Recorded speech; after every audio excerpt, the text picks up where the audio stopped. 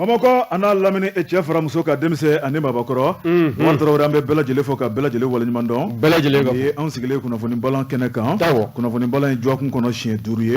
tarata o tarata ni Ala y'o dugu ɲuman jɛ e ni ne an bɛ bɛn kunnafoni balan ale kɛnɛ kɔnɔna la nka baara in tɛ taa maa saba baara kɔ bi sɔgɔmada in na maa min b'an garisɛgɛ la o ye Jibi Jakite Egyptian Control la kɛ kɛrɛfɛ juru b'ale bolo k'an samantan maaw mana kɛ diɲɛ fan o fan yaasa u bɛ se ka kumakan duman sɔrɔ cogo min na kunnafoni a da sabakɔrɔ sɔnsɔnnin bɛɛ Mali politiki kuma jamana lombo lanbalen don Mali a bɛna kɛ malidenw sago ye waati jumɛn kalimu tabaw kɛmɛ ka kalimu ta e ni ne ta ye k'an da don a la sɛbɛnnikɛlaw ye min sɛbɛn an tɛ taa kɛnɛ kan an sen t'a la an da t'a la nka n'an ye min ye an b'o fɔ ni min bɛ jamana goniya an bɛ dɔɔnin bɔ a la kuma dɔ la ni min bɛ ja maaw ye kuma dɔ la an bɛ dɔɔnin fara kan o tɛ ban baara in na koyi o don wa baara in taabolo y'o ye e ko cogo di k'a fɔ Jibi ye k'a ka fiɲɛ bɔ an sen o bɛ bɛn Naamu ko kulusi dugumɛnɛ a tɛ kulusi jara sili ma a bɛ a foni ne ko bala cogo bɛ di Bokari Tarawele ne bɛ n tigɛ don joona l'indépendant Yoruba n'o ye Musa Sayon Kamara Musa Sayon Kamara a ko good luck Jonathan na Bokari Tarawele karido a ka pankuru cunna an ka jamana kɔnɔ tuguni parce que b'a ko farafinna tilebiyanfanw ka jɛrɛjɛkulu n'o ye CEDEAO ye Mali ye o tɔnden ye maa yɛrɛ bɛ se k'a fɔ CEDEAO ka sigi sen kan 1975 maa min tun bɛ Mali jamanakuntigi la n'o Général Musa Tarawele ale jɔyɔrɔ belebeleba bɛ CEDEAO sigili la parce que b'a ko o CEDEAO ko kelen o de bɛ senna fo ka n'a bila bi la Bokari Tarawele maa o maa ye tɔnden ni gɛlɛya taara k'i sɛgɛrɛ o tuma tɔndenw olu bɛ wuli k'u jɔ Bokari Tarawele jango i ka gɛlɛya bɛ se ka ta ka bɔ i kan cogo min na gɛlɛya in a tun bɛ maa caman kan CEDEAO kɛra sababu ɲuman ye ni ka gɛlɛya bɔ jamana caman kan wari Mali ale nan'i jɔ o gɛlɛya jɔyɔrɔ la parce que b'a ko gɛlɛya mun bɛ anw kan bi o de ye président kɔrɔ n'o ye Ibrahim Boubacar Keita ka fanga dafirili ye CEDEAO ɲɛmɔgɔ ko k'u tɛ bi u sɛbɛkɔrɔ tɛ maa min taara kalafili la jamanadenw fɛ maa man k'o gɛn ka bɔ yen parce que b'a ko ni maa min y'o gɛn ka bɔ yen ka sɔrɔ ka waati ma se i ye olu ka sariya kan sɔsɔ i ye ɲɛsigilinɛ ni sariya kan sɔsɔ o tuma olu bɛ u yɛrɛ minɛ i ni ɲɔgɔn cɛ baara ɲɔgɔnya la nka CEDEAO ɲɛmaaw y'a yira k'a fɔ togo togo Bokari Tarawele gɛlɛya bɛ Mali kan togo togo k'u n'u da don Mali ko la yaasa fura bɛ se ka sɔrɔ a la o de wuli ka jɔ bɛ sen na maa min taara ni ka bolodenkɔni ɲɛsin a la o ye Goodluck Jonathan ye ale ye Nigeria o jamanakuntigi kɔrɔ ye min k'o kɛ an ni ɲɔgɔn cɛ kuma fɔbaga ye parce que b'a ko gɛlɛya belebele o bɛ Mali kɔnɔna la Goodluck Jonathan a kana ka malidenw sigi kɛnɛ kelen kan tigɛ wɔrɔ ɲɔgɔn ko fara ka ca Bokari Tarawele gɛlɛya mun bɛ malidenw ni ɲɔgɔn cɛ jamanakuntigi kɔrɔ maa min y'a fɛlamaw ye maa min ye ngwara dabaw ye a juguya la Bokari Tarawele ka se ka bɛn ni kɛlɛ don bɛɛ lajɛlen ni ɲɔgɔn cɛ CEDEAO fɛnɛ hakilina min ta ka fara Nations Unies hakilina min ta ka faso Mali sɛgɛrɛ Bokari Tarawele ni ka ko baara nɔgɔyaba ye parce que b'a ko Goodluck Jonathan a ka pankuru cunni karido o tuma min ye karido ye parce que b'a ko kunun tɛnɛn Bokari a y'a ka lajɛw dabɔ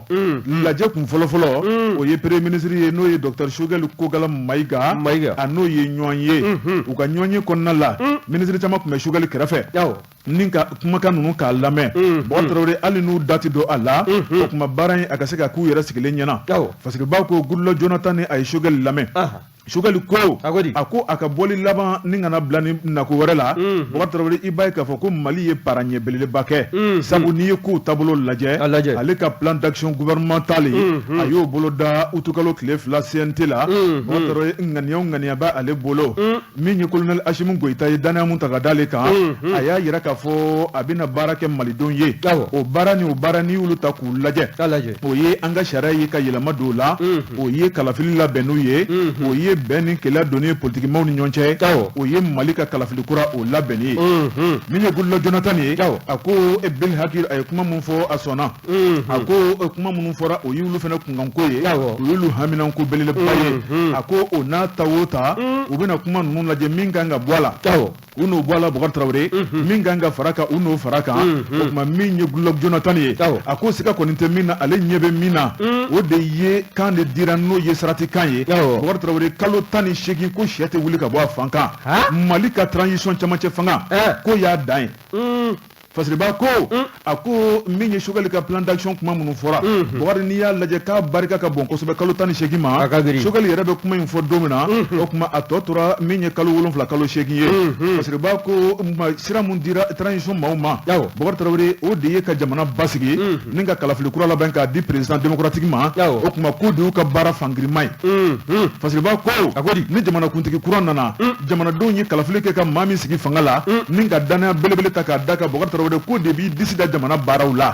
fasiriba ko a ko an bɛ don min na ko bi min ye Goodluck Jonathan ye a ko o kuma ka kuma fɔ ka nɔgɔ bɔ a la a ko min ye utukalo i b'a ye k'a fɔ min ye transition ye Bakari Tarawele k'a tɛ a tɛ tɛmɛ abada min kan o de ye kalo tile 18 san kalo 18 na Bakari Tarawele k'a tɛ tɛmɛ o kan san kalo 18 kalo 18 Bakari Tarawele k'a tɛ tɛmɛ o kan fasiriba ko a ko n'i ye ko taabolo lajɛ Bakari min kɔni ye foli ani tanu ye u y'o ta ni ka bandaw sɛgɛrɛ ale ni Mokutari Wani Bakari Tarawele olu tun bɛ bolo la o kuma CEDEAO ka wulikajɔ la olu ye fiɲɛda bɔda sɔrɔ o kuma u hɔrɔnyara fasiriba ko hali bi ɲaamɛ binna kɔlɔn kɔnɔ kunkolo bɔra tɔ kɛra dɔ bɛ kɔ a ko hali bi baara wɛrɛ minnu bɛ yen o de ye jamana ka basigi k'u banbaw de kan kosɛbɛ o de ye kalafili ko labɛnnen ye Bakari Tarawele politiki maaw hali bi yira mun b'u ni ɲɔgɔn cɛ o kuma ko ka bɛn ni kɛlɛ ni danaya don ni ɲɔgɔn cɛ o kuma min ye Choguel kokɛla Mayiga Goodluck Jonathan ni a n'o tilalen kɔ Bakari Tarawele ani maa wɛrɛw ye ɲɔgɔn sɔrɔ n'i y'o maaw lajɛ Bakari Tarawele i b'a ye k'a fɔ jɛrɛjɛkuru min bɛ jamana kɔnɔna la n'o ye politiki maaw ye Bakari Tarawele ka taa se société civile ma u ye ɲɔgɔn ye olu fana y'o kuma kelen de fɔ k'olu ɲɛ bɛ min na jamana in kɔnɔ société civile ɲɛmɔgɔw ko olu ɲɛ bɛ min na Bakari Tarawele ko de ye ko ka dɔ fara transition kan olu ko ɲɛ bɛ min na kuma taabolo ye min ye Goodluck Jonathan ye kuma min fɔ primature la ani ninnu ta ye a bɛna kɛ cogo di sa hakilinaw tilalen don ɲɔgɔn na dɔw bɛ fɛ dɔw ka fara transition kan dɔw bɛ fɛ waati min ko fara a kana tɛmɛ o kan jama kɛra fila sisan a bɛ lajɛ sisan fa min ka girin fa min ka girin tɛ dɛ maa minnu bɛ n'olu ye siratamaba ye n'o ye communauté internationale ye e ko ko in tɛ sɔn ka laban olu ta la kalo 18 a tɛ wuli ka bɔ ayiwa an ka taa Bakari Tarawele fasiriba ko a ko n'i y'a lajɛ société civile o kuma o ɲɛmaaw Bakari Tarawele n'o ye Birahima Alayi ye ale kɔni y'a jira k'a fɔ o kuma maa minnu ko ka dɔ fara a kan Bakari Tarawele o kuma k'olu ka ŋaniyaw yera Bakari hali ni gouvernement b'a bɔ a da kɔnɔna la o kuma ko fiɲɛ kɔni taabolo yera ka ban a ka di maa minnu ye Birahima Alayi olu de ko Goodluck Jonathan ma ko dɔ ka fara a kan wa u ko Goodluck Jonathan ma ko dɔw maa minnu ŋaniya ye dɔ ka fara transition kan o kuma k'olu ŋaniya yera hali ni gouvernement ma kuma bɔ a da kɔnɔ kuma fɔcogo la fɛ i bɛ taa fɛnw ye o ayiwa fasiriba ko Bakari Tarawele n'i ye ko taabolo lajɛ a ko siga kɔni tɛ min na min kɔni ye Jamil Bitari ye ale tun bɛ kɛnɛ kɔnɔna la ale kɔni y'a jira k'a fɔ ŋaniya mun fɔra Choguel fɛ ko an kana bɔgɔ siɲɛ ka kɛ bin kan k'a tɛ se ka kɛ ka bɛn ni kalo 18 ye a bɛna kɛ cogo di sa ko ka dɔ fara a kan kɛ kuma tɛ nin ya ayiwa dɔ fara kan o de y'a to n bɛ k'i ɲininka Birahima Alayi société civile président ale ka tɔnden kolo giri dɔ bɛ yen n k'o de ye baarako minisiri ye bi bi in na kana n'i ko i bɛ datu fɛn finman bɛɛ bɔ a la i bolo bɛ fɛngɛ datu ko la Bakari Tarawele maa minnu ye M5 RP o ninkamaw ye maa minnu y'o tɔndenw ye Bakari Tarawele ani maa minnu t'o jɛrɛjɛkulu kɔnɔ hakilinaw tɛ se ka kɛ kelen ye fasiriba ko a ko min kɔni ye Goodluck Jonathan ye bi o kuma ale ni chef yɛrɛ bɛ ɲɔgɔn ye n'o ye jamana masakɛ ye colonel Assimi Goïta kuma o kuma tɛmɛna ani politikimaw ni ɲɔgɔn cɛ ka taa bila jamana premier ministre la ani Assimi ka kuma o ye kuma laban ye ani diinɛ ɲɛmɔgɔw ma ɲɔgɔn ye wa o ma sɛbɛn yan dɛ ayiwa an ka taa olu tɛna bila société civile kɔnɔ awɔ tiɲɛ don fasiriba ko Bakari Tarawele ani Assimi Goïta u ka ɲɔgɔn ye kɔnɔna la o kuma tɛmɛna olu bɛ tɛntɛn o kuma min ye CEDEAO ye a ka ŋaniya Bakari a b'o ta k'o da Assimi kɔrɔ o kuma min ye Mali ka kalafili ko ye ale ŋaniya minnu bɛ CEDEAO la an bɛ don min na ko bi nka siga kɔni tɛ min na CEDEAO ɲɛmaaw y'a jira k'a fɔ ni kalafili ma se ka kɛ a waati kɔnɔ n'o ye février kalo tile 27 san 2022 ye Bakari Tarawele k'i b'i sigi Amérique kan dɛ i b'i sigi o kan dɛ Baba Ali kan wa sɛbɛ a kɔni don ma se fɔlɔ kunnafoni filɛ nin ye an ye min bɔ indépendant kɔnɔ Musa Sayɔn Kamara ale ka sɛbɛnni don. Musa Sayɔn Kamara an bɛ a fɔ ka fara indépendant fasilili jɛkulu kan Bɔ Jabate ni ne n tɛgɛ don ni sɛbɛn bɛ bɔ sɛbɛn min n'o k'a ma ko notre printemps notre printemps maa min ka wuli ka jɔ ye nin ye o ye baara ye baara ko min ye anw ka faso nafolo ŋanamu-ŋanamukɛbaw ye minnu kɛn bɛ ka suyɛni ka taa don forobaw la walima ka mobiliba kulew san ni k'a kɛ yaala ye ko sɔɔni e k'o bɛɛ lajɛlen tɛna wele wa o bɛna wele an fɛɛrɛ min na o de ye ko achat des équipements militaires n'o kofɔla i b'a ye k'a fɔ kɔsada in na n'a ma ɲɛ k'a fɔ anw ka minisiri kɔrɔ dɔ n'a ye ministre la défense ya kɛ ka tila k'an ka fangabulon ɲɛmaaya minisiri so ni k'o ɲɛmaaya fana ta la ka kalifa a la n'o ye Sumailu Bube Mayiga ye i b'a ye k'a fɔ min ye nin sɔrɔsiw ka nin minɛnsanko ye a ko kɔni a kɛra maritaba sugu bɛɛ lajɛlen ye a waatiw ni a waati ni don tɛmɛlenw na nka n'i ye kɔrɔfɔ lajɛ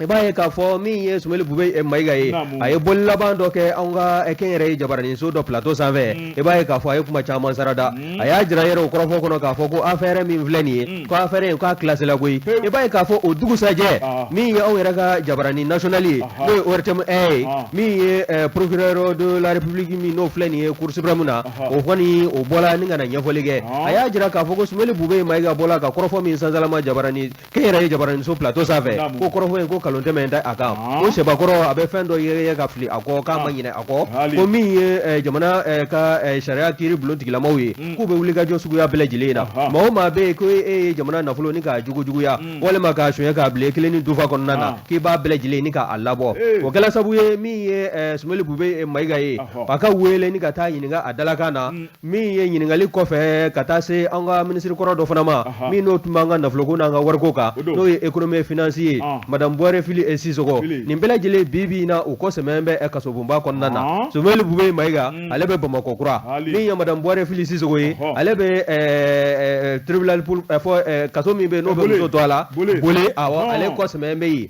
n'i ye kɔrɔfɔ in lajɛ a jirala k'a fɔ ko min ye sogɛli la ko kala Mayiga ye jamana fangabulon ɲɛmaaya bɛ ta ka kalifa a la don min na kalikan min tun bɛ a la a y'a jira k'a fɔ ale ani jamana ɲɛma n'o ye président de la transition ye colonel Assimi Goïta k'u n'u fanga fara ɲɔgɔn kan maa o maa bɛ yen k'e kɛn bɛ ka fɛn dɔrɔmɛ kelen ni k'o ŋanamu kɔ bila i dufa la k'i n'a labɔ walima i kɛn bɛ k'a don fɛn min na o fɛn na minɛ i la ni k'o feere k'a bila faso wagante kɔnɔna na wa o wulikajɔ sabula n'i y'a ta k'a lajɛ halisa anw ka sɔrɔdasiw ka nin minɛnsanko a ko kɔni kɛn bɛ ko caman ye bawo kɔrɔfɔ caman bɛ a nɔfɛ maa caman bɛ olu to a fɔ an bɛ hali n'a sɔrɔla u ma wele nka k'a tɛmɛ ko sɔɔni ko wele bɛ bila u ma o dɔ ye Mahamadu Kamara ye ale min ye anw ka minisiri so kɛ minisiri so min n'o kun ɲɛsin bɛ kunnafoni ko ma ka taa se Ben Barka ma o min n'o tun bɛ jamanakuntigi kɔrɔ kɛrɛfɛ n'o ye Elhaji Ibrim Boubacar Keita ye fo ka taa se Kaɲasi ma ale ye opérateur économique ye wa a ka taabolow fana caman bɛ a nɔfɛ minisiri caman wɛrɛw bɛ fo ka taa se conseillers ma maa o maa bɛ yen ko e da donna nin sɔrɔdasiw ka nin minɛnsanko in na n'a nafolo tilala ka tunu n'a minɛnw ma se sɔrɔdasiw ma k'i na wele ni k'i ɲininka dunkojuguya kɛlɛ o kɔni o fiɲɛ wulilen bɛ min ye anw ka foroba nafolo ye k'a tɛ jugujuguya maa ni kelen fɛ tugun i ni ka denbaya ka dun ka hakili latigɛ k'a fɔ ko fɛn tɛ bɔ a la ko nin kɔni ye a daminɛlen ye n'a ma ɲɛ k'a fɔ Sumailu Bube Mayiga o min kun kɛn bɛ ko maa tɛ se ka tu a la ko tu kɛlen filɛ nin ye a la k'a minɛ ka taa bila kaso kɔnɔna na min ye madame Buware Fili Sisoko ye hali n'a sɔrɔla ale de kun ye a waatini dɔnni kama ministre de l'économie des finances ye n'a yɛrɛ ko k'a tɛ fɛn kalama a la nka nafolo bɔla cogo minnu na ani sɛbɛn ninnu tɛgɛnɔ bilala cogo min na k'a bɛ camanba de dɔn a la maa wɛrɛ minnu n'olu to a fɔ an mɛn k'a tɛmɛ k'olu fana na wele ni k'u jɔ kiiribulon tigilamaw ɲɛkɔrɔ fɛn minnu mana kɛ nin minɛnsanko in na sɔrɔdasiw ka minɛnw sanko la o na ɲɛfɔli kɛ a ko kan wa n'a ko jɔla maa min na e na minɛ ka taa fara ni maa fila fɔlɔ minɛlen ninnu kan a bɛ kɛ sabu ye jamana maa minnu bɛ yen ni foroba nafolo n'a jugujuguyali n'a suyɛli ko bɛ u kɔnɔ a ka se ka kɛ sababu ye u ka siran min ye pôle économique financier ɲɛmaa ye bi in na a kalikan don ka taa se an ka minisiri min bɛ yen n'o ɲɛsin bɛ an ka kiiriko ma waasa bɛɛ lajɛlen bɛ se ka damakɛ cogo min na jamana in ka se ka don da kelen fɛ ka bɔ da kelen fɛ o hakilinaw de talen don wa min ye anw ka nafolo ye siran ka kɛ a ɲɛ n'o ye foroba nafolo ye k'a lakana k'a makara min ye jamanadenw ye bɛɛ lajɛlen ka se ka nafa sɔrɔ nafolo ninnu na ka taa sɔrɔ maa ni kelen ma suɲɛ ka bila i dufa la nin kun ye sɛbɛn min n'an y'a sama ka bɔ notre printemps kɔnɔna na baara a ka fasiri don baara an b'a fɔ Bakari Tarawele hali bi bɛ ko min na o ma ban siga t'o la ne bɛ n tigɛ don ko kura l'indépendant n'o ye Abdoulaye Jara Blokiso a ko min kɔni ye kan 1 ye Bakari Tarawele an ka taa ye a ko min ye forçat ale commandant n'o ye ye Umaru Samake commissaire divisionnaire Bokar Traoré k'a bɛ kan nabi a seginna a bɛ kan nabi a seginna ka taa awɔ kabi kunu parce que b'a ko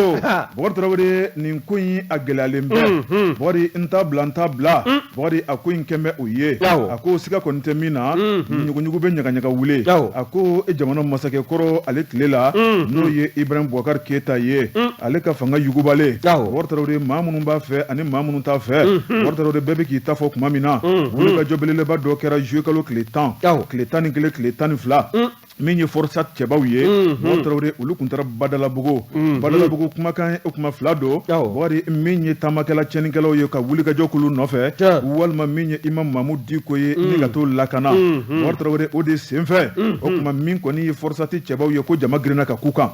se wɛrɛ t'u ye dabali t'u ye Bokar Traoré ko muguden u y'a ci muguden cira min kɔni ye jama la Bokar Traoré o kuma da kelen fɛnɛ ma fɔ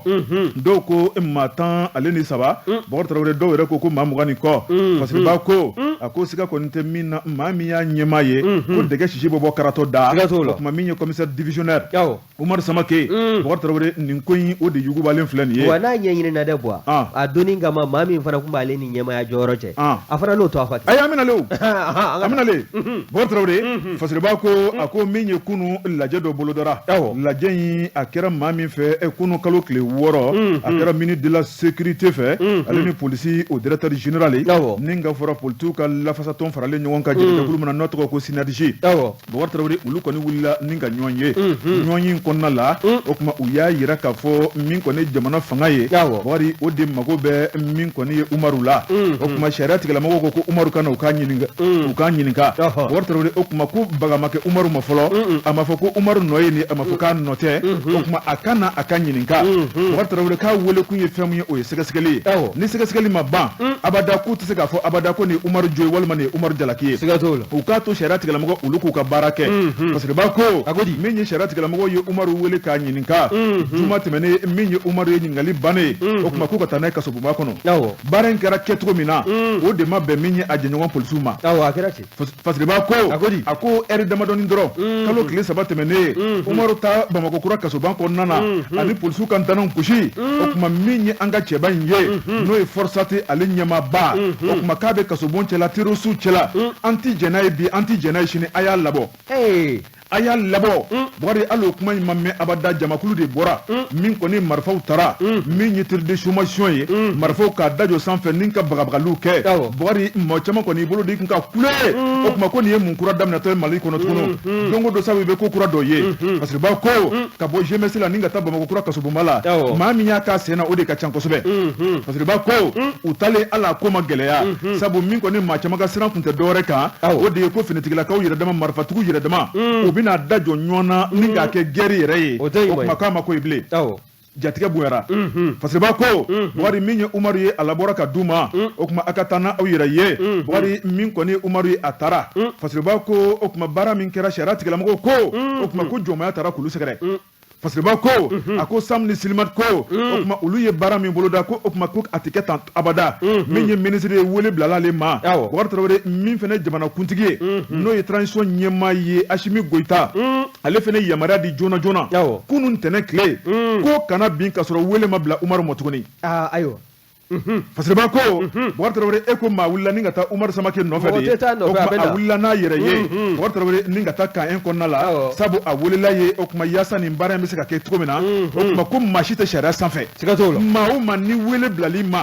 Bokar Traoré garadi o garadi b'i la i bɛ taa sariya tigilamɔgɔw lamɛn parce que b'a ko Bokar Traoré min kɔni a jɛɲɔgɔnw ye u ko munna olu taara Umaru Samake labɔ kasoboba kɔnɔ o kuma ko min ye Umaru Samake ye a bɛ tɔn min kunna n'o ye Forçat ye Forçat ko ye polisiw gendarmew ale ni garde olu faralen ɲɔgɔn kan Bokar Traoré n'i y'a lajɛ min ye Forçat ye k'a sigira mun kama o de ye ka terrorisiw kɛlɛ a ko o terrorisiw min bɛ kasoboba kɔnɔna la Bokar Traoré ko kuncili t'a ban olu diminen don Umaru kɔrɔ Umaru ka jɛrɛjɛkulu kɛra sababu ye ka dangari kɛ maa caman na o kuma ni Umaru taara bila olu cɛla ko fɛn tun ne bɛɛ b'i ya wa o tɛ dalilu ye dɛ kunun ko gendarmerie ni garde nationale olu commandant ma wele wa Forçat commandant fila ye o welela k'o ɲininka ahɔ bɛɛ n'i ka tiɲɛ don ne b'a dɔn n'a taara Wokɔrɔnɛ in fana na a tɛ taa fara terroriste kan nga u bɛɛ bɛ kuru kelen kɔnɔ ye ani ngum bɛ lakana kana sika u bɛɛ bɛ kuru kelen kɔnɔ ye n bɛ min f'i yɛrɛ anw ka garde pénitentiaire ninnu u bɛɛ se baara la u bɛ se nka n'a dɔnna k'a fɔ i bɛ kuru kɔnɔ yan ani i bɛ kuru kɔfɛ o kɛcogo tɛ kelen dɛ ngolotigɛla tɛ sɔn mɔgɔ ka munumunu a tɔ la o fasiriba ko o de kɛra olu siran yɔrɔ ye o tuma ko Umaru ka bɔ terroriste cɛ la o tuma yɔrɔ bɛ yɔrɔ la a bɛ se ka taa bila ye o kun k'o fɔ kɛ yanni u ka bɔ ka bɔlɔw minɛ k'a kɛ marifa kunkan lankolonci ye o ye marifaw ci a kɛra ka ban o bali pɛrɛdi mana maa min sɔrɔ dun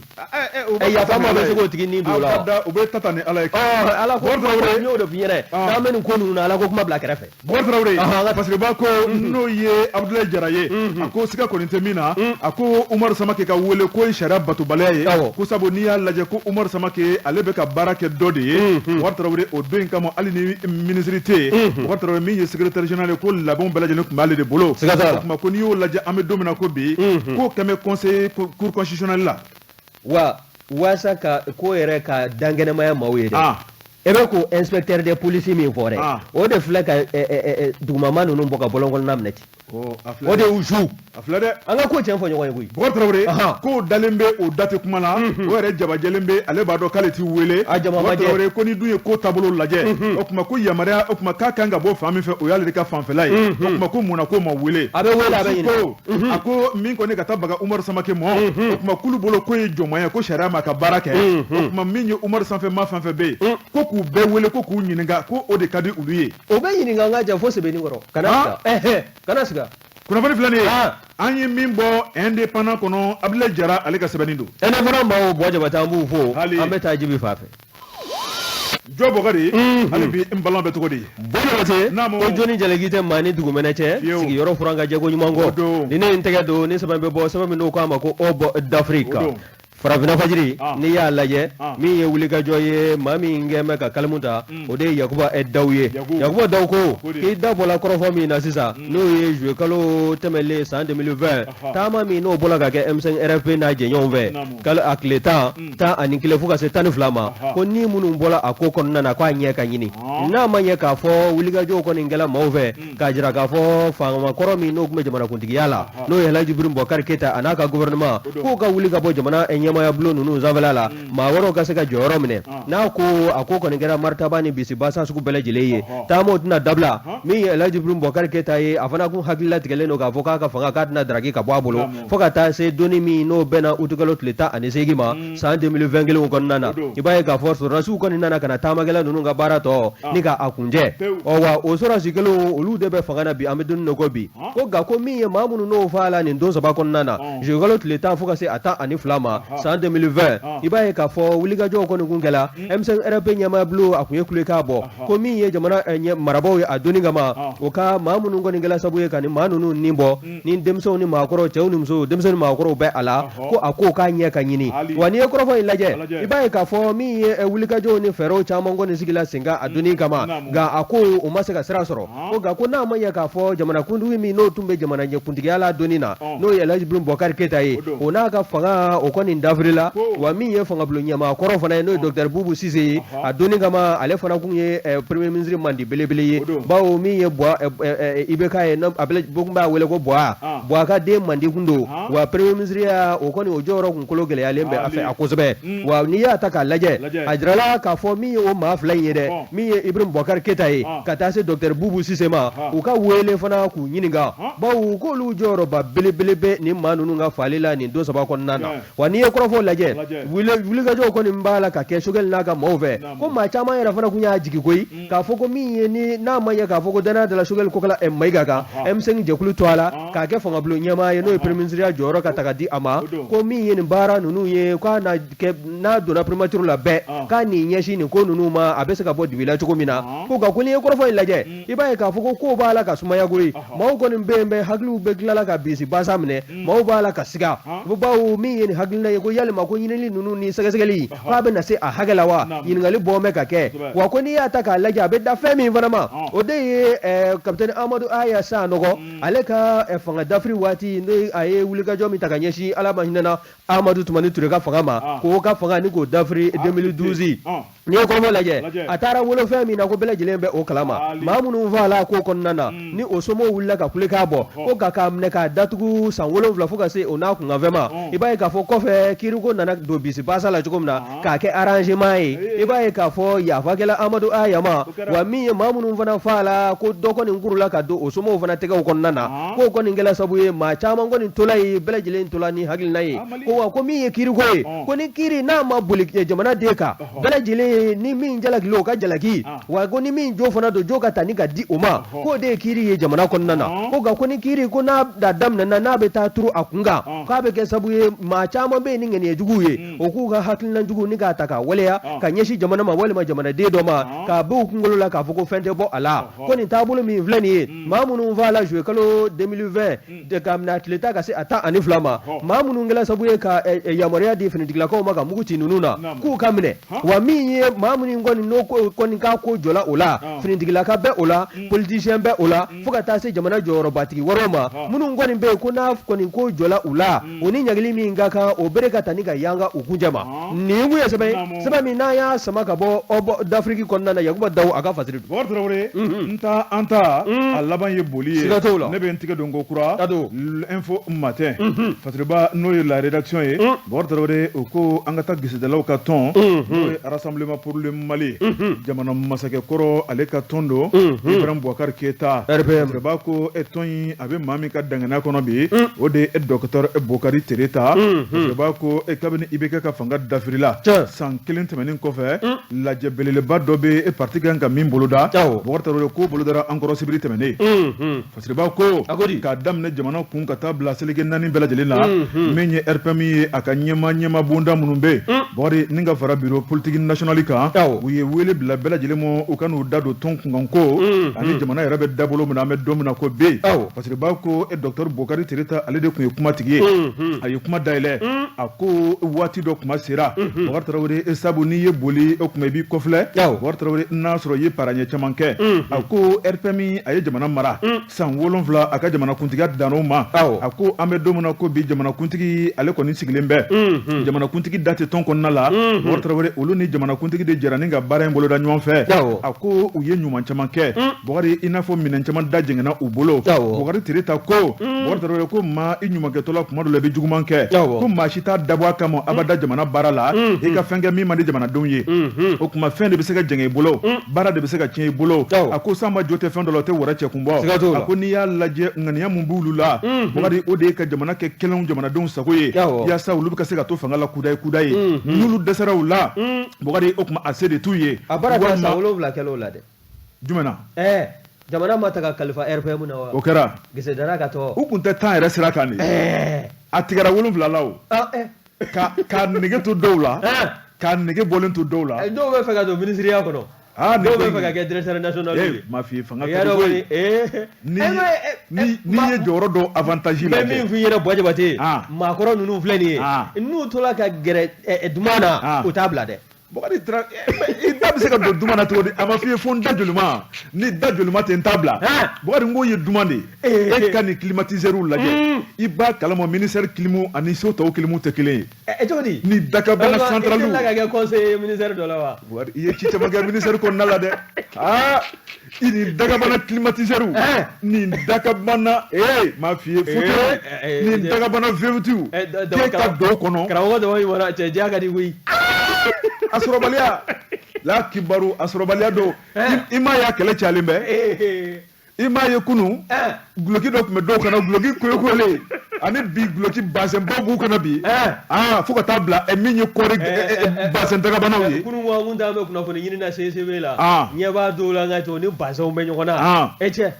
fa gomi mankan bɛ kɛ karakara gomi na ma taa n ka dossier déposé ka don CND la nka kunun Boubacar hali pressing wariw tun bɛ ɲini ka dɛsɛ ala ka hakilina ɲuman d'an ma Bubakari Tarawele parce que b'a ko n'o ye la rédaction ye a ko min ye docteur Bubakari Ture ta a ye yafa ɲini malidenw fɛ a ko malidenw ka yafa RPM ma bi Bubakari Tarawele o kuma ko minɛn da jɛngɛn'u bolo Bubakari k'u tɛ siran u tɛ maloya Bubakari ni min ma ɲa k'a ka fɔ maaw ye a ko e tiɲɛni mun kɛra ko malidenw ka yafu mo ala na kira kama kabi fanga dafirila maître Babɛr Gano a ye nin kuma fɔ koyi RPM musow ka lajɛrɛ senfɛ u ka jabala la sigida filanan Babɛr tɛ ɲɛmaa ye o nin kuma in ne tun kan ka bɔ ɲɛmaa da kabini ka kuma ɲɛ a sumayana o fɛ o ani sumayana kɔni Bubakari Tarawele a ko malidenw ka yafu mo a ko Ibrahim Bubakari Keita ka fanga dafirila Bubakari o kuma min ye dangari ta ne ka RPM sɛgɛrɛ yanni ka taa yɔrɔ jan minnu an kun bɛ ka a fiɲɛ fɔ minnu kun b'a la k'an nɛni dun olu bɛ mun kɛ sa o tɛ ban la o Bubakari baara parce que olu ka nan de bɛ yen o tɛ ban la o Bubakari Tarawele parce que b'a ko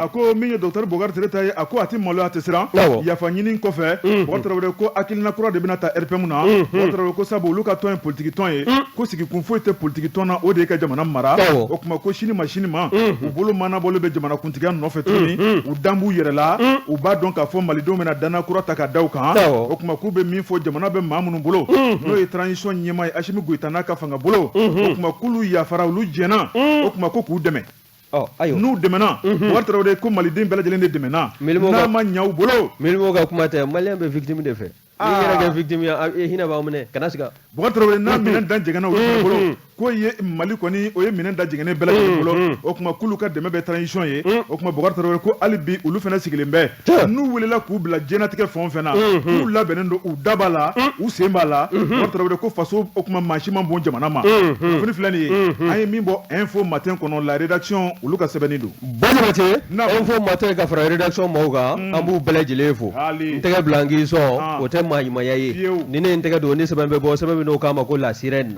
la sirène maa min ka wuli ka jɔ ye nin ye o ye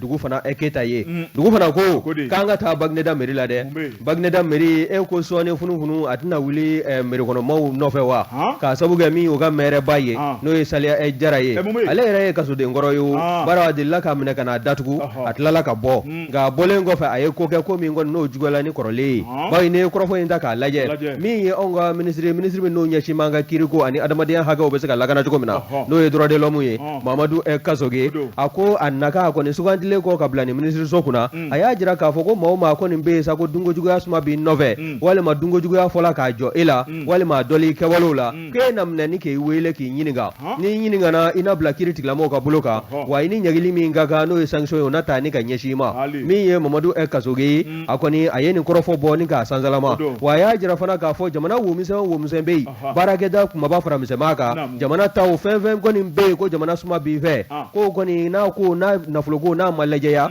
i na wele ni k'i ɲininka nafolo dɔrɔmɛ kelen a mana don da min fɛ e na ɲɛfɔli kɛ a ko kan nka n'i ye kɔrɔfɔ in lajɛ min ye fasiri kɛba ye n'o dugu fana Keita ye a y'a jira k'a fɔ nin baara ninnu e ko ministère de la justice a ka kɔrɔfɔ ni wale a ma tugu ɲɔgɔn na wa bawo alamisa n'o bɛnna septembre kalo tile 2 ma tɛmɛlen ma san 2021 n'i ye kɔrɔfɔ ta k'a lajɛ min ye maa kunba 2 ye tɛgɛ dala olu kan ni ka t'u kɔsɛmɛ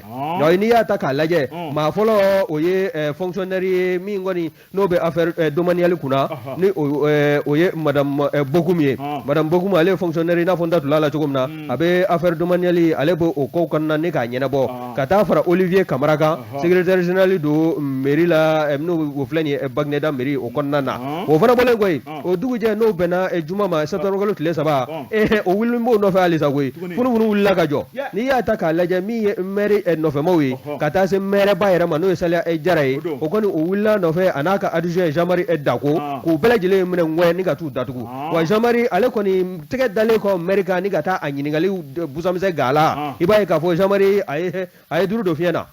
a b'a la ka ɲini ale de ye maire ka adjoint fɔlɔ premier adjoint mun na bɛ wuli a sɛgɛn b'a yɛrɛ ma kɛ n'i y'a mɛn jamana ko an ka bɛn maa min bɛ wuli ka boli o sɛgɛn b'a yɛrɛ la n'i welela ka t'i yɛrɛ yira o fana ye cɛya dɔ de ayiwa ninnu ye wari cɛw de ye koyi a jote boli ne ko e taye jeli soye nyema ka boli aflani nyema ni boli manka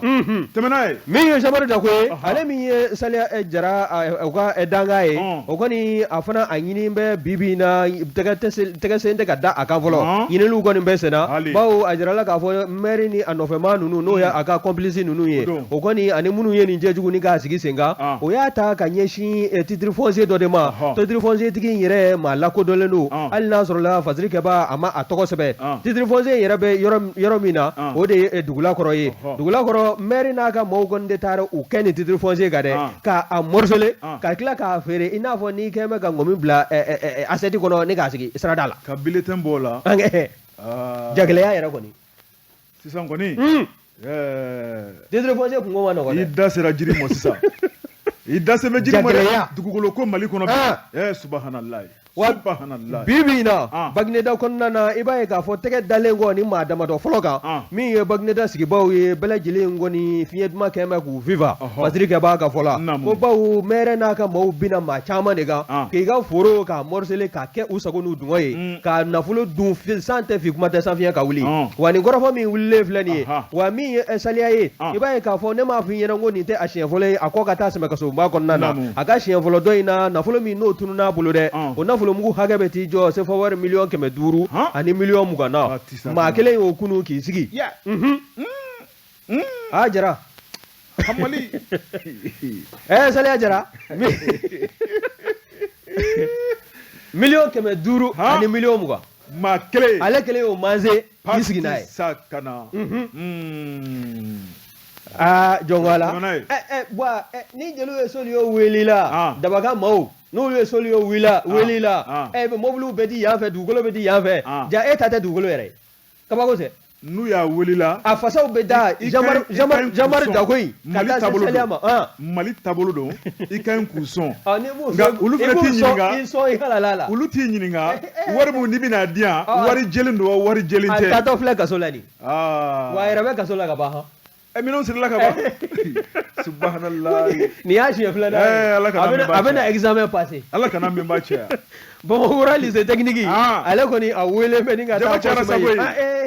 ko memi vire ni bobo ko kurata invala kaso mba mi vle ni ke roba o ko ni ngo selule VIP de be o kote me o kote wa ko nason sin ka ministre maliki kulubali ka to ministre ala aya ndaga fara ira ga ndara yilaje iduna ko ngo sport ke roba be kana siga ibe nazarala kaso bobba belebele munu yeti abetendi zonjugu baw sigiro ani warduno sigiro yo beyrila utekele ne yo beyrila klimu be fami fo de cellule VIP kana siga ayeni be yala kana sigi saga ko foy mage munu be mine ku ye wardu lu do da klimu ko ni fendi kuna ni sila ibe ta fano invere ite lafiya kalamana kaso mai mi ye bagneda mere no salia jaraye million keme duru ani mugan dule ko akoni a welela ni ga ko seme denena wa mi ye korofo chama woro ye ube anofe yalma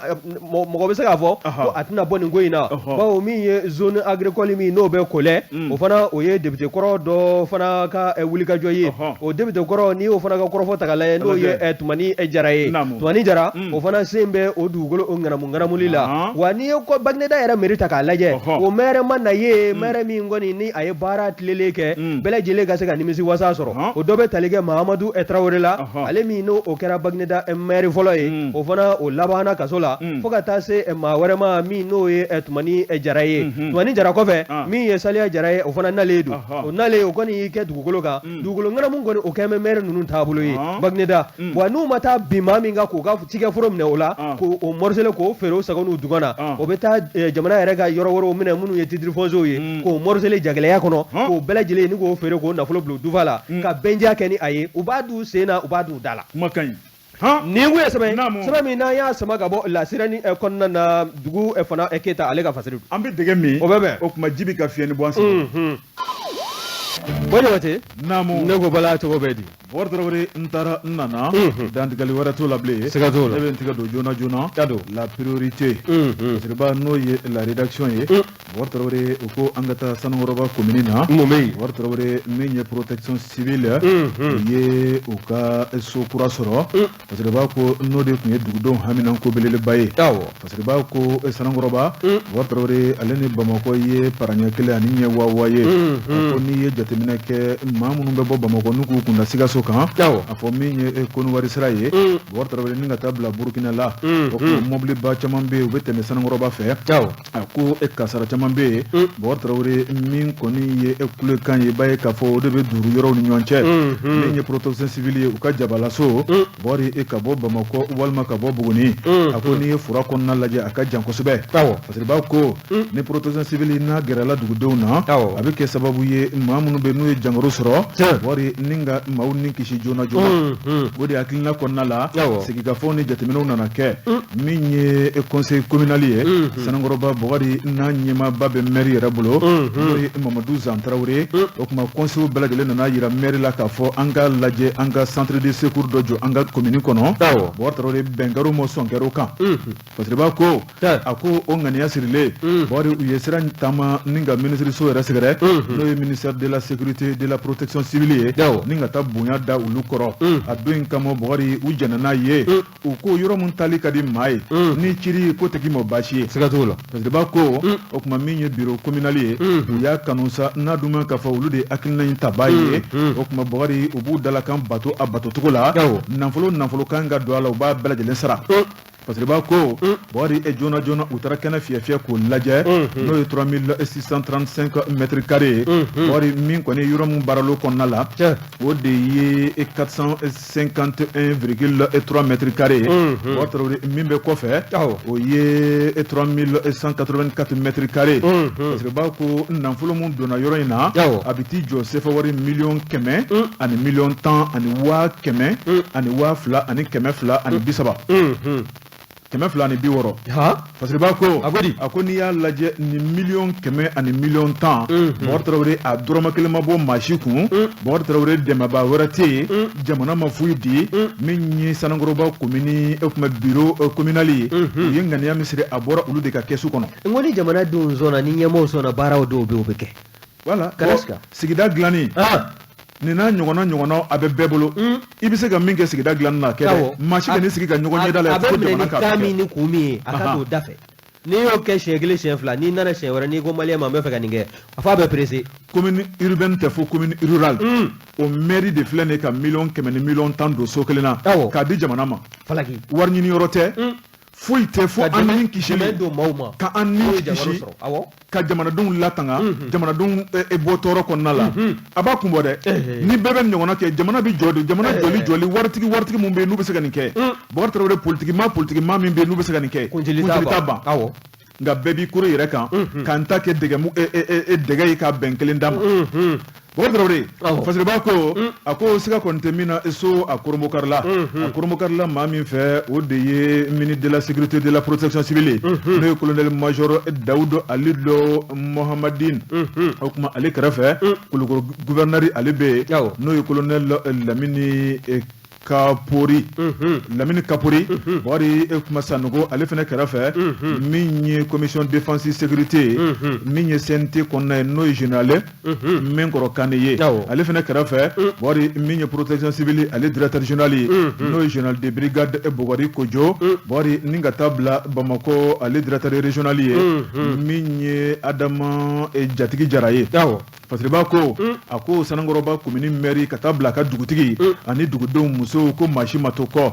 sabu olu de ka kɛnɛ nin ye Bokar Traoré olu de ye laɲini kɛ olu de ye nafolo bɔ Bokar Traoré kɛnɛ a bonya n'a karama tun bɛ olu de bolo maa ye kuma ta kɛnɛ kɔnɔ bɛɛ lajɛlen kɔni ye mairie de fo n'i ko mairie i b'a fɔ ko mairie a ko a ye layidu kan di Bokar a y'a fɔ a y'a kɛ a ko siga kɔni tɛ min na n kun gananen don a ma se kalenni la n'i ye fugulan bɔ bɛɛ lajɛlen b'a ye politique maa ka daraja sɔrɔ politique maa jama ka sɔn ye politique maa kunu yɔrɔ an ka taa ye Bokar Traoré ko bɛ dɔn i kɛwale de fɛ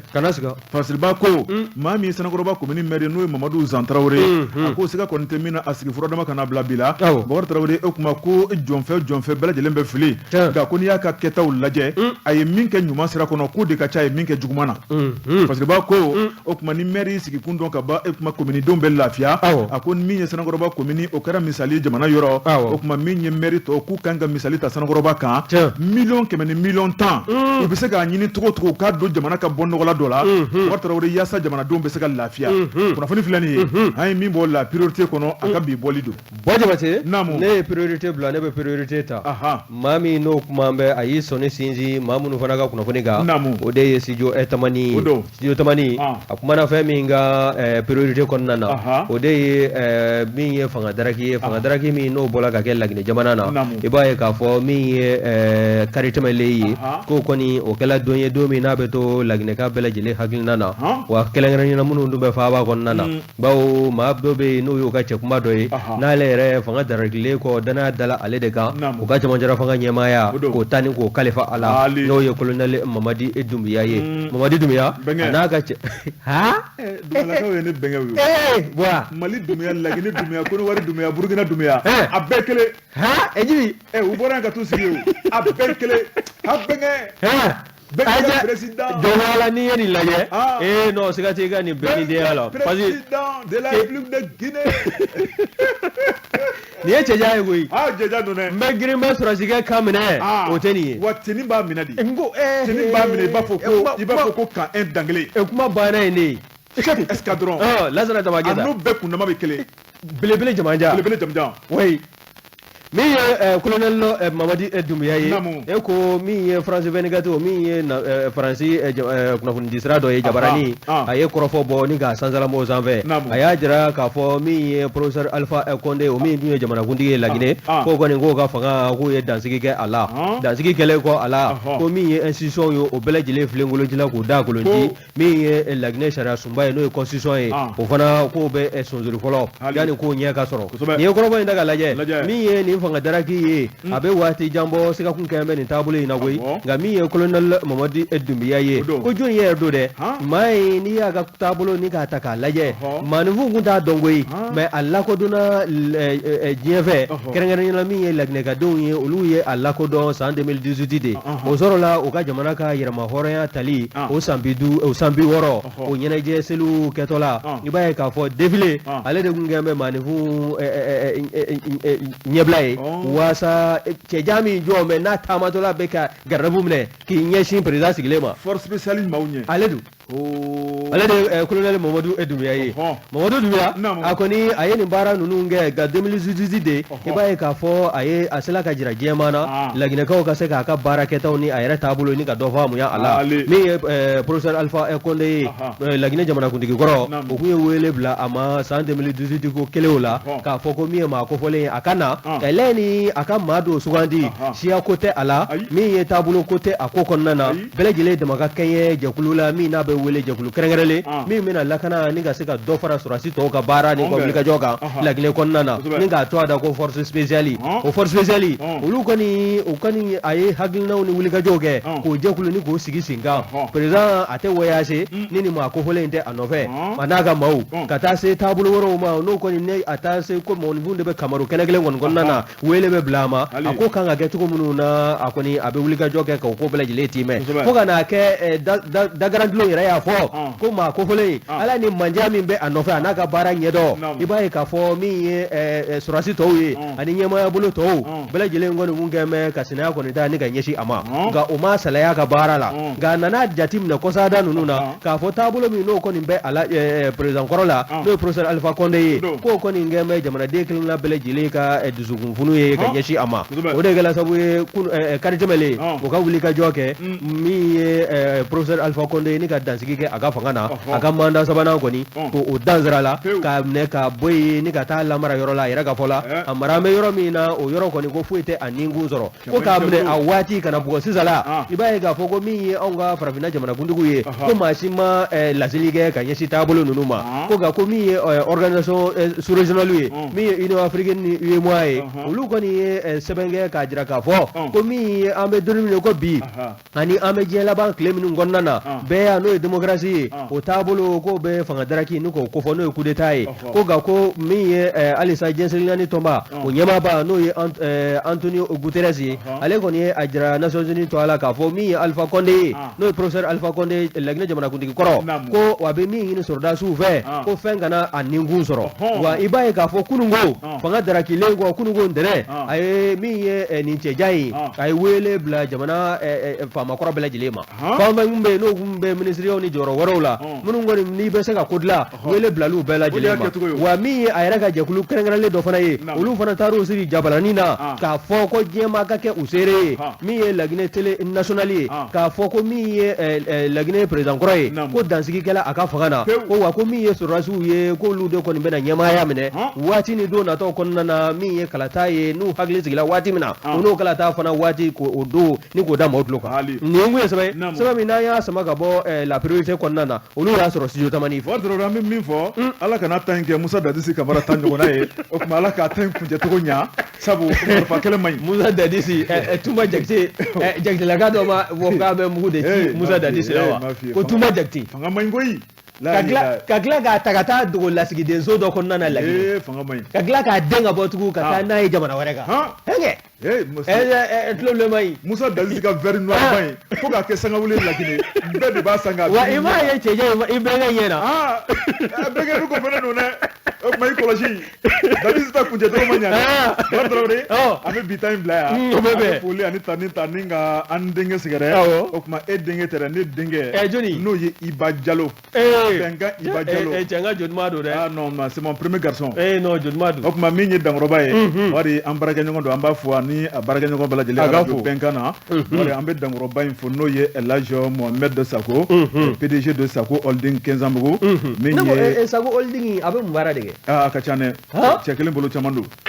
i da nɔrɔ b'a tɔgɔ la dɛ min ye député Ousmane Koné ka taa bila Bois Camara la o y'a ka conseil spécial ye député Ousmane Koné ale adjoint ye an b'u bɛɛ lajɛlen fo nin bɛɛ lajɛlen ka fo wari an bɛ dankɔrɔba in fo n'o chef escadron Lassine Tamba Keita belebele wari min ye Karido ye an tun b'a ka denbaya la Buguba la a denkɛ n'o ye Tamba Keita i taara n kɔ hɔn e tɛ soli ka wuli o n tɛ soli ka wuli cogo di soli ka wuli la téléphone tɛ e delila ka ne ka téléphone fagalen ye fɔlɔ wa n ye denkunu f'i ye mais i tɛ soli ka wuli e filɛ nin ye n ka cɛ dumuniko yɛrɛ de mana bɔ ka jɔ e tɛ maa wele o de ka problème ye n terikɛ o ye clash dɛ ayi dɛmɛ mani ko faamu fiyewu ci fɔra e ka ci f'i ye i tɛ se soli ka wuli la Bukari n ka taa o tuma i b'a dɔgɔnin maa kɔnɔ o tuma o bɛna waati jumɛn o tuma programmation don wa o sɛ tɛ dun k'i to yen komi sɛ de ka di ye wari Tarawele min ye Tamba ye o tuma den tɔgɔ dara la a denkɛ n'o ye Tamba Keita a ye den tɔgɔ da fa la n'o ye den mɔkɛ yɛrɛ ye ala ka den ka mɔkɛ ye min ye Lassine Keita wari Tarawele i b'a ye k'a fɔ denkunu a diyara sabu généraliw ka taa bila colonel major colonel finitigilakaw bɛɛ lajɛlen bɔra k'a daminɛ gendarmerie garde nationale ka taa bila polisiw la wari maa si ma to kɔ sabu bɛɛ lajɛlen y'a jira k'a fɔ Tamba kungo o ye bɛɛ lajɛlen kungo ye ko maa si kungo la wari Tarawele a b'a ka baara fɛ a bɛ adamadenya fɛ o tuma maaya yɛrɛ wari fini baara kɔfɛ fini ma ba fila yɛrɛ ba a bɛ tama la fo k'a dama tɛmɛ o tuma diinɛtigi don wari min kɔni ye misiri maaw ye bɛɛ lajɛlen kɔni y'a fɔ k'a tanu k'a jira k'a fɔ a bɛ maa sigi ɲɔgɔn bɔ wari Tarawele a kungo la ko jɔn bɛ to kɔ la mɔgɔ si o tuma den ye o tuma Bukari an bɛ dugawu kɛ ala k'a faama balo ala k'a kɛ finitigilaka ye wari Tarawele ala k'a nakan ja yarabi joona san wɛrɛ tuguni o tuma an ka taa dɔgɔnin ka denkunu kɛnɛ kan n'a kɛ san o san gerebɔ ye dɛ o tɛ baasi ye o Bukari Tarawele o tuma min ye dankɔrɔba ye an b'a fɔ n'o ye radio Fafeke ale directeur du programme n'o ye Zendaw ye a n'a ka association dɛmɛtɔ ɲɛma Ya Blancɛ Daw an bɛ dankɔrɔba in fɔ n'o ye grand Jawuse min ye Masiro ye Fasizo Dor Musafu Jawara grand Jawusɔ o tuma Bari an b'o fɔ a kɛrɛfɛ bɛɛ lajɛlen ka fo Ɲari an b'a fɔ Zeniti Air ale ɲɛmaaba a den n'o ye Kayatu Batoma ale ni madame Samake Ramsès ye an b'u fɔ k'u waleɲuman dɔn an bɛ Iya Kamara fɔ ale ye Funaya Danbe o tɔn o ɲɛmaaba ye an b'a n'a ka jama bɛɛ lajɛlen fo bɛɛ lajɛlen ka fo an ma ɲinɛ ne denmuso kɔ n'o ye madame Tarawele min ye Aramata Jara ye min ye Rotisserie Plaza ale tigi n'o ye Bayini Tarawele ale furumuso don an b'u fo k'u waleɲuman dɔn Bukari an bɛ da Tarawele fo la sugu la e ko togo di dumuniko kɔni fɔ bɛɛ bɛ to ka daji kuma kun ten ndarga man boyi boyi aywa o ma jona bari wa min dawga o de boutique électronique de la nation mi yo morjane abadaw ye ambu bela jile fu ka se Cheikh na Gawsu Jarani afurumuso asa Traoré ma o be club leni sigila o ban lame mi ye Mahamadou Doumbia ye imam Mamoudi ko ga chauffeur do aban lame o me digo era fana fu tianno sa ko Abdou Salam Warme on bela jile boutique tigu ye kala bankoro tourna na ambu bela jile fu an kunjo elik Togo abe on lame aga bureau kono maison des aînés amba fana fu kata se mi ye Togola couture maître Togola bela jile ye Amadou Togola ye ka wuli ka joye nyama koro kurani o saraba blemba en dala ambe afo ko kata se amara esma ke ma mercenaire do nyama koro en medila amba fana fu mi ye établissement Samora et frère Habib Samora na Baragagnon ambu bela jile fu Bakari Sidi Diabaté chef sécurité physique personnel BDM Sala amba fana fu ko kata se mi ye lieutenant Daouda Adama Traoré chef délégation judiciaire 7e arrondissement major de police Gawsu Diallo section carte d'identité 7e arrondissement ameni bela jile fu bari yambe bitabla ya jebe jaktale tumbolo be ne karafe jurula ni ala ni kira sona ma shubeto ma doni kono fon kelembe santalama bela jelen ki aklito la shini ne ga kan tan gele sanga bisaba ame gere kene kono mi ma soro shini kono foni na ambo da bela jelen kloka bi kono foni tige ko bogar tarwede boja bate akambe jen wati were wa salam